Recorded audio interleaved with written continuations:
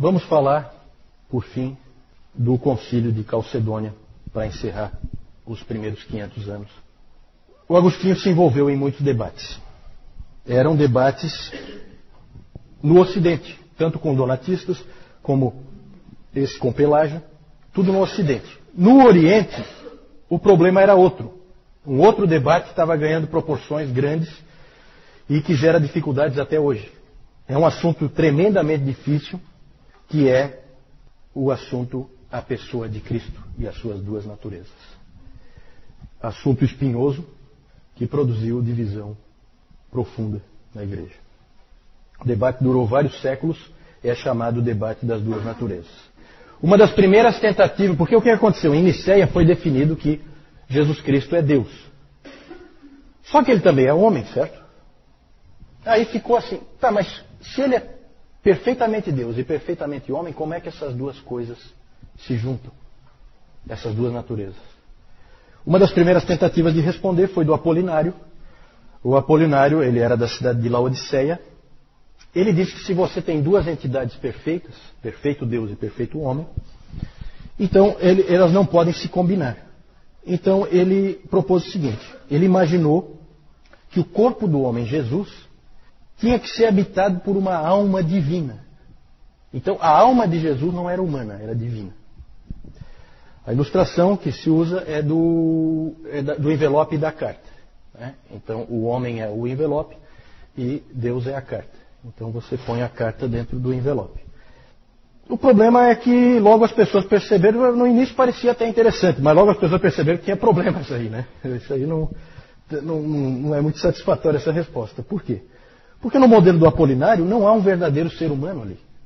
Aquilo ali não é um ser humano, com uma alma divina. Não é como nós. Ficou mais a ideia de que era um tipo de possessão. Era um corpo possuído. Né?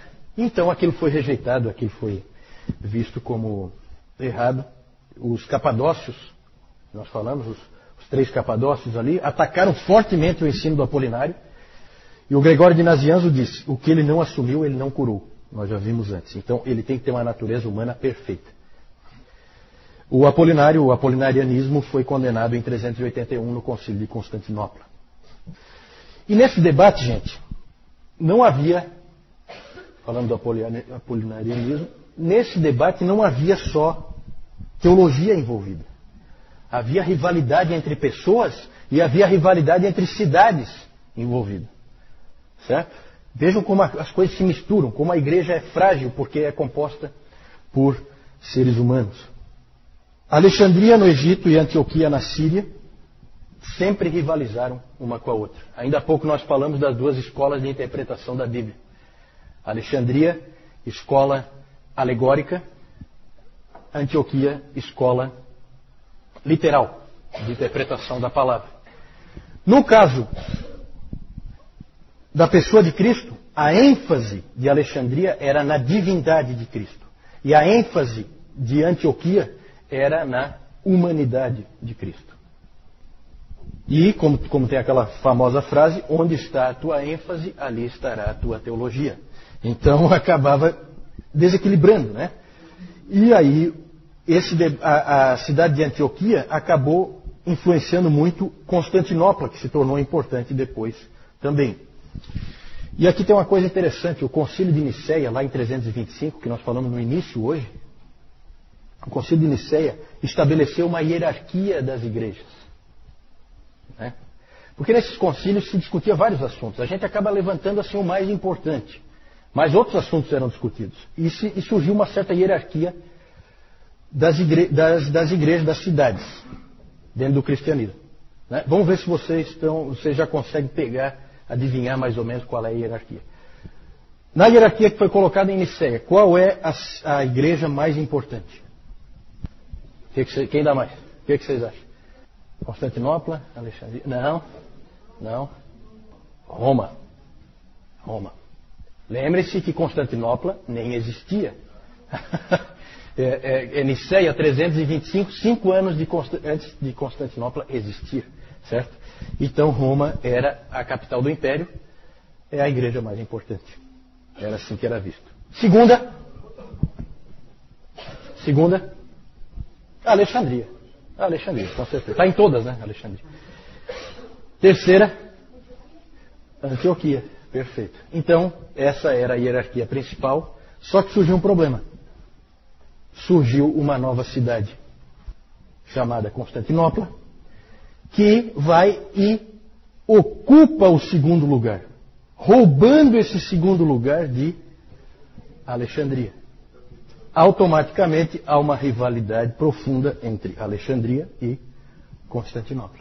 Vejam como é carnal a coisa, certo? Seres humanos são complicados. E essa rivalidade acabou descambando para uma briga feia. Vamos falar do nestorianismo. Cadê o Nestor? Nestor, vamos trazer o Nestor. Né? Vamos trazer o Nestor. Calma, vamos ver, depois a gente vai ver. Nestor era o bispo de... Nestor também chamado Nestório. Tá? Alguns chamam Nestório, alguns chamam Nestor. Nestor era bispo de Constantinopla. E ele foi treinado na tradição de Antioquia. E ele ficou preocupado com uma expressão que estava sendo usada lá em Alexandria. A expressão era a seguinte, Theotokos. Alguém sabe o que é Theotokos? Ele não é de Alexandria. Ele não gosta dele. Ele se incomodou com aquilo que Alexandria disse, Theotokos. Theotokos é a mãe de Deus. A mãe de Deus. Em Alexandria começou a se usar essa expressão, a mãe de Deus. Evidentemente estava se referindo a Maria. Só que essa expressão não era usada como é hoje, né? Hoje ela é usada para exaltar Maria. Naquele tempo não. Naquele tempo a preocupação dos alexandrinos era de mostrar que ali estava Deus. Certo? Aquele homem que nasceu ali era Deus. O Nestor não gostou daquela expressão. Aquela expressão incomodava ele. E ele recomendou que se usasse Christostokos, a mãe de Cristo, para não confundir a cristologia das pessoas. E ele também não gostava da palavra união das naturezas, ele preferia conjunção das naturezas. E o Nestor sofreu feroz oposição de Cirilo, o bispo de Alexandria. E esse bispo aí de Alexandria era um teólogo competente, um indivíduo muito inteligente, mas não muito ético. E ele jogou sujo várias vezes com o Nestor, certo?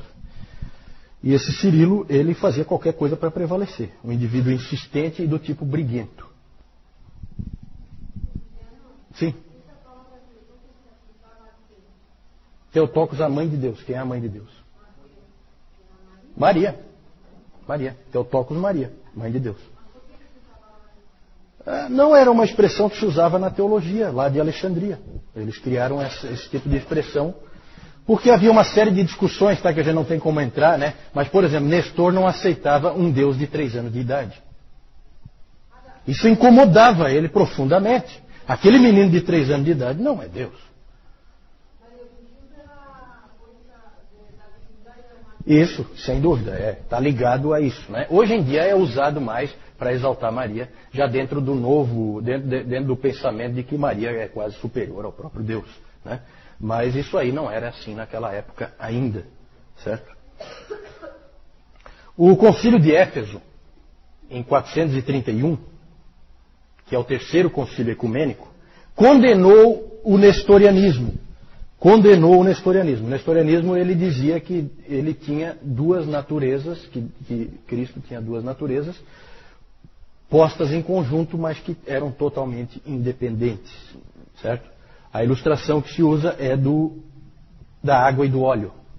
Você põe junto, mas elas não se misturam. E o Concílio de Éfeso condenou o nestorianismo e condenou o Nestor. Nestor foi exilado, inclusive, como herege, certo? O Concílio de Éfeso afirmou que Jesus é uma pessoa e não 2. Só que esse concílio, gente, ele foi um tipo de farsa. Porque não houve discussão nenhuma dentro daquilo que o Jaime perguntou antes sobre como funcionava o concílio. Esse funcionou totalmente errado. Sabe por quê? Porque o pessoal de Constantinopla atrasou, por causa das viagens lá, eles não conseguiram chegar a tempo. O que o Cirilo fez? Um indivíduo extremamente ético. Começou assim mesmo. Não chegaram, não faz mal. Começou de qualquer jeito, não tinha ninguém da posição nestoriana para discutir, está aprovado a posição de Alexandria. Tá certo? Olha como é que são as manipulações, os jogos políticos que sempre existiram dentro da igreja. Esse aí é um exemplo daqueles lamentáveis, né? Cirilo jogou sujo aí. Hoje os historiadores acham que o Nestor foi injustiçado, né? Mas mais ou menos, tá, gente? Porque na verdade, ele falou algumas coisas que não ajudaram nem um pouco. No calor da discussão, ele falou coisas desse tipo, que ele não aceitava um Deus de 3 anos de idade. Isso aí complica. Se você não disser que Jesus Cristo é Deus com 3 anos de idade, então ele vai se tornar Deus em algum momento depois. E então isso começa a complicar, certo? Então, há uma certa divisão se o Nestor é um herege do bem ou um herege do mal, né? Não está bem claro isso aí, certo? Mas alguns acham que ele foi injustiçado. De qualquer maneira, ele é considerado um herege da igreja. Só que, vejam bem, herege na igreja católica. Por quê? Porque esse episódio do nestorianismo gerou profunda divisão na igreja. Nós já vimos que os donatistas tinham se dividido e agora há divisões mais sérias. E por isso existe hoje a igreja nestoriana na Pérsia. A igreja da Pérsia é fora do Império Romano e ela tinha sido influenciada profundamente pelo Teodório de Mopsuestia, que era o mestre do Nestor. E eles criam do jeito que o Nestor dizia. E por isso existe a igreja nestoriana que existe até hoje, né? Na Ásia. Com a vitória de Alexandria, parecia que tudo tinha se resolvido, parecia que agora as coisas tomavam um rumo claro, mas não resolveu coisa nenhuma. Por quê? Porque nós tivemos já essa divisão, a igreja da Pérsia fica totalmente separada por causa disso, e surge um monge chamado Eutico. Esse monge, ele surge em Alexandria, ele é pró-Cirilo, nos debates, só que ele vai muito além do Cirilo. Ele praticamente nega a realidade das duas naturezas. Ele disse que a natureza humana foi absorvida pela divina. Ele chegou a dizer o seguinte: a carne do Senhor não é como a nossa. Ele a descrevia como uma natureza humana que tinha se tornado divina. E aí passa a haver uma nova natureza única. É como a ilustração aí é de água e vinho misturados. Passa a ser uma coisa só e não duas. E em 449 houve um concílio em Éfeso, o concílio dos ladrões, assim chamado, onde o eutiquianismo foi aprovado como ortodoxia. Por quê? Porque todo mundo era amigo do Eutico. Esse Eutico, todo mundo gostava dele, cara, gente boa, como um bom herege tem que ser, né? E para ter aquela penetração realmente no meio do povo. E esse Eutico acabou prevalecendo, e aí surge a figura do Papa em Roma, o Papa Leão I. Léo, né? Léo, para nós em português é Leão. O Papa Leão I pode-se dizer que ele é difícil, gente, a gente dizer quando começou a Igreja Católica Romana. Mas provavelmente o primeiro Papa é esse cara aí. Papa mesmo, sabe? Que age como um Papa. Leão I. E o Leão chamou o concílio, esse concílio de Éfeso, ele chamou, em vez de chamar de concilium, ele chamou de latrocinium. Por quê? Porque ele tinha mandado uma carta, que é chamada de tomo a Flavianos, para que fosse lida e seguida no concílio. Lá ele usou muito o texto de Tertuliano e de Agostinho para defender a posição que nós defendemos hoje, a posição ortodoxa. E o concílio simplesmente ignorou a carta dele. E aquilo deixou ele profundamente irritado. Então ele passou a se empenhar fortemente para reverter o que tinha acontecido em 449. Inclusive o Nestor, talvez de lado, ele leu esse tomo e ficou muito contente, porque ele achou que tinha a ver com o que ele cria. O resultado do esforço do Leão, o Leão chamou esse concílio de Éfeso de um covil de ladrões. A coisa pegou fogo mesmo. E o resultado do esforço do Leão foi a convocação em 451 do concílio de Calcedônia. O que nós cremos hoje sobre as duas naturezas de Cristo em uma pessoa é ortodoxia e vem de Calcedônia. Certo? Lá em Calcedônia, então, o eutiquianismo foi condenado. E ali afirmou-se que Jesus Cristo tem duas naturezas distintas, não misturadas, não uma absorvida pela outra. O Concílio de Calcedônia foi o quarto concílio ecumênico, esse aí nunca foi contado, ele foi desconsiderado, esse de 449. Ele foi o maior concílio de todos, de toda a história, tinha mais de 500 bispos presentes em Calcedônia. A maioria dos bispos eram do Oriente, porque no Ocidente a coisa estava pegando fogo, e aí a maioria não pôde vir, porque a casa estava caindo no Ocidente, certo? Calcedônia estabeleceu o que a maior parte da igreja aceita até hoje. Cristo é uma pessoa em duas naturezas perfeitas, sem confusão ou conversão, sem divisão ou separação. Essas duas naturezas unem-se de forma hipostática. Essa expressão hipostática é um pouco difícil de definir, mas quer dizer assim que ela é uma união não voluntária, uma união necessária, uma união que sempre existe. As heresias são fáceis de ilustrar. A carta no envelope, o óleo e a água, o água e o vinho, né? Já a ortodoxia nunca dá para ilustrar, porque permanece sempre o mistério. Mas o problema não se encerrou. Na verdade, nós estamos terminando aqui, só que depois de Calcedônia, o que aconteceu? O Ocidente aceitou Calcedônia imediatamente. Não houve problema nenhum no Ocidente. Calcedônia foi aceito, sem problema, mas no Oriente a briga continuou. Nós não temos como entrar em detalhes, mas houve uma briga fortíssima entre os monofisitas, que vem ali do eutiquianismo, em que há uma natureza só, e os calcedônios. Um outro concílio, Constantinopla II, em 553, disse que Calcedônia estava certa e que os monofisitas estavam errados. Mas os problemas continuaram. 100 anos depois, em 680, Constantinopla III, mais uma vez reafirmou Calcedônia. Também não resolveu, a briga continuou. E nesse tempo já havia mais divisão na igreja. Agora, além da igreja nestoriana, lá na Pérsia, passaram a existir as igrejas monofisitas no Egito, na Armênia, na Síria, na Índia, em vários lugares fora do Império Romano, começou a existir as igrejas monofisitas no Oriente. E nesse período, gente, ocorreram coisas estranhas e horríveis. Começam a acontecer as barbaridades, né? Um Papa de Roma excomungou o Patriarca de Constantinopla, que por sua vez excomungou o Papa de Roma. Certo? Um outro Papa de Roma foi sequestrado por agentes do imperador em Constantinopla, onde ele foi açoitado, aprisionado e morreu de fome. Veja como a coisa pega.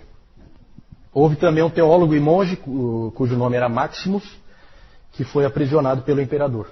Veja que o imperador está sempre metido, por causa daquela coisa da cristandade. Ele sempre mete a mão. A língua desse Maximus foi cortada, porque ele disse alguma coisa que o imperador não gostou, e a mão dele foi decepada porque ele assinou um documento que o imperador também não gostou. Então vejam o nível que a coisa chegou, certo? Tudo de horrível ocorreu por causa dessa controvérsia em torno das duas naturezas de Cristo. Quando a poeira baixou, havia igrejas monofisitas separadas no Egito, na Síria, na Armênia, na Etiópia e na Índia. Essas igrejas monofisitas ainda existem. Lá no Egito você tem a igreja copta, certo? A sede é em Alexandria, não tem nada a ver com Roma, certo? E ela é uma igreja independente. Então já temos nessa época 4 igrejas, talvez 5 igrejas. E que os donatistas vão desaparecer, né, com os muçulmanos. Mas já temos 4 igrejas. Temos a igreja do Ocidente e a igreja do Oriente, que em tese ainda estão unidas, né? Só que com um Papa excomungando o patriarca, pode ter certeza que essa união já não existe mais, né? Acabou. E logo nós vamos ver que elas vão se separar de vez. Nós temos então a Igreja Católica Romana, a Ortodoxa Oriental, a Nestoriana, na Pérsia, e a Monofisita, naqueles outros países. Vamos encerrar então, vamos ver. Sim. A Católica Romana, a Ortodoxa Oriental, a Nestoriana, na Pérsia, e as várias monofisitas. Certo?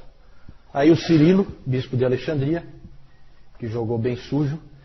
Aí o nestorianismo, alguns exemplos aí, né, da igreja nestoriana, que é uma igreja diferente, né? Aqui tem uma estátua do Nestor, porque para nós ele é herege, para eles não.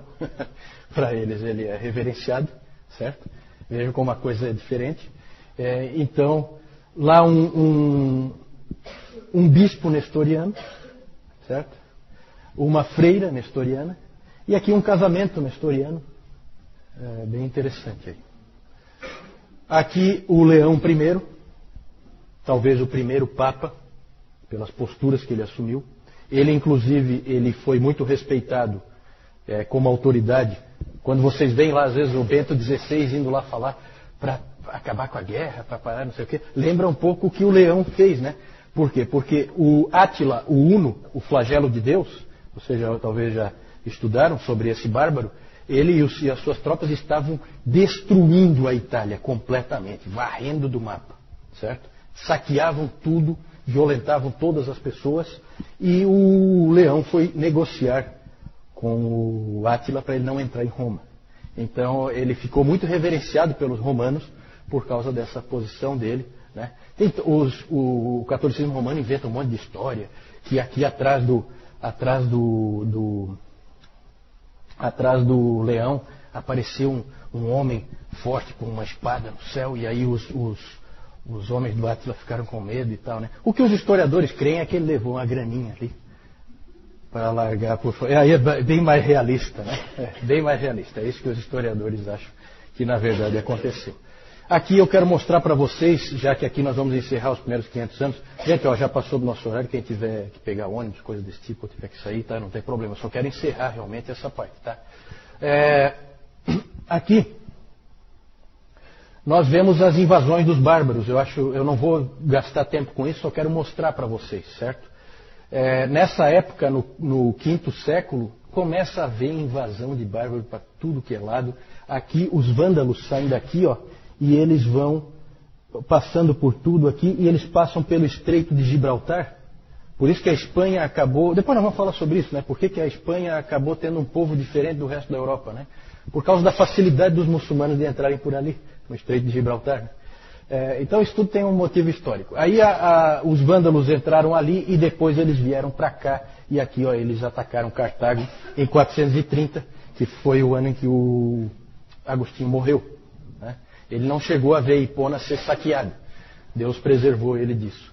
Mas aqui teve ataques de todo tipo. Os ostrogodos entraram aqui. Em 410, os ostrogodos, os visigodos depois se estabeleceram ali na Espanha, né? Os burgúndios se estabeleceram na França, os francos na França, os bretões na França. Isso aí depois a gente pode dar uma olhadinha com mais calma. Em 410, Alarico invadiu Roma e detonou com Roma. Alarico era visigodo. Isso aí então, são tudo povos germânicos, tá, gente? Esses povos todos, eles entraram e invadiram realmente Roma e saquearam tudo. Foi uma coisa desastrosa. Aqui então, quando Roma foi saqueada em 410, aqui em 455 os vândalos saquearam também. Então o Papa Leão impediu o Átila, o Uno, de entrar em Roma. Só que depois, 4 anos depois, os vândalos entraram e fizeram a festa em Roma, tá? Depois de 410, gente, já todos os imperadores romanos do Ocidente, eles são fantoches nas mãos de generais germânicos, certo? Em 476, o Rômulo Augusto foi o último imperador romano do Ocidente. Ele foi deposto definitivamente por Odoacro. E o interessante é que o Odoacro era um general romano, porque nessa época os bárbaros já tinham tomado o exército completamente e eles queriam ser romanos, né? Nunca pensem que os bárbaros invadiram Roma para destruir Roma. Eles invadiram Roma para ser romanos. Eles tinham gosto por aquela vida dos romanos, a civilização. Eles queriam usufruir daquilo também. Então eles entravam e saqueavam primeiro e depois assumiam ali as casas e coisas e moravam ali. Esse Odoacro era um dos generais do Rômulo Augusto, que era um mero fantoche, né? E esse ano é importante, 476, para quem estudou história, é o ano da queda do Império Romano do Ocidente, que marca o fim da Idade Antiga e o início da Idade Média. Certo? Não é isso que diz a história? Na verdade, Roma já tinha caído aos poucos, muito antes disso, durante todo o quinto século. Certo? Só mostrar para vocês rapidamente, para encerrar aqui, onde é que depois, isso aqui depois na Idade Média vai influir, tá? Já não temos mais romanos. O que nós temos agora são povos bárbaros que ocuparam todo o Império Romano do Ocidente. Os romanos estão aqui, ó, no que é chamado de Império. Como é o outro nome do Império Romano do Oriente? Quem sabe? Império Bizantino. Império Bizantino, exatamente. Porque ele parte de Bizâncio, Constantinopla, certo? Então aqui o Império Romano do Oriente permanece. Só que aqui foi ocupado, olha só, toda a Itália, e aqui uma parte da Alemanha foi ocupada pelos ostrogodos. Os francos e os burgúndios e os bretões ocupam a parte aqui onde há a França e a Holanda. E os anglo-saxões ocupam lá as Ilhas Britânicas. Os visigodos ocupam a Espanha. E aqui os suevos, numa parte ali de Portugal. No norte da África, os vândalos se estabeleceram, certo? Depois eles vão ser triturados e trucidados pelos muçulmanos, né? No século VII. Deixa eu... Fala, Augusto. Como é que eles poderiam ser chamados de Império Romano se não tinha Roma? Tinha Roma. Assim, ó, a pergunta é assim, como podiam ser chamados de Império Romano se não tinha Roma? Tinha Roma. Roma foi só saqueada, ela não foi destruída, tá? A gente fala destruída, é uma força de expressão. Ela continua existindo ali e esses bárbaros ocuparam a cidade de Roma, né? Roma existe até hoje, né? A cidade permanece. Só que não é mais aquela Roma. Agora é uma Roma totalmente controlada por bárbaros, certo? Ela é diferente, ela não é mais a mesma coisa. Tudo bem que esses bárbaros absorvem a cultura romana, mas já não é mais a mesma coisa, né?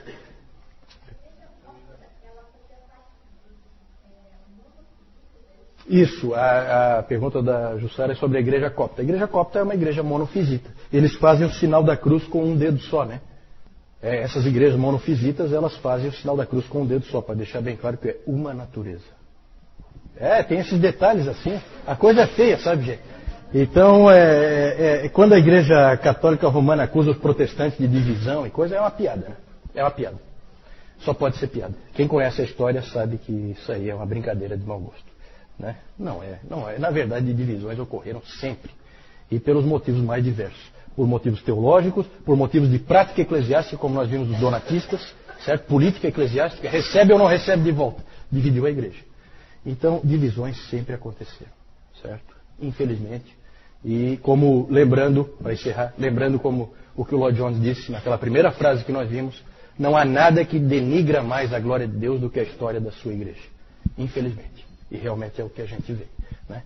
Mas, é como o Newton diz, é a história do nosso povo. Hoje de manhã eu estava comentando com o Francisco e com o Lennon, eu acho, né? Que é como um judeu, um Pedro ou um Paulo que pegava o livro de Juízes e também não tem muito do que se orgulhar do que vê ali, certo? Mas é o povo de Deus e a história é registrada como ela foi, certo? Vamos aprender com os erros e aprender com os acertos.